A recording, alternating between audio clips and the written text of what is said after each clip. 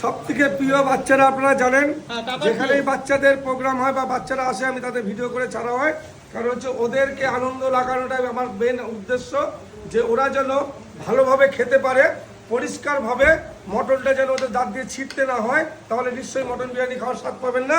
এটা একান্ত আপনার প্রত্যেক দিনের ভিডিও থাকে, যে বাচ্চাদের আমি 10টা করে ভিডিও দেওয়া থাকে, যে ওদের মতো বাচ্চারা আমাদেরকে ভালোবাসে, শুধু না আশীর্বাদও করে, যে ভগবানের ছোঁয়া হয় বাচ্চাদের হাতে, সেটাই ওরা করে যায়, তার জন্য ভিডিও করে দেওয়া হয়। তাই ও তোমার কাছে কিরকম লাগলো? তুমি কোথা থেকে আসছো? এর আগে বিরিয়ানি খেয়েছো অনেক জায়গায়। তোমার বাড়িও কি সোদপুর নাকি? আস্তে আস্তে। সোদপুর থেকে আসছো।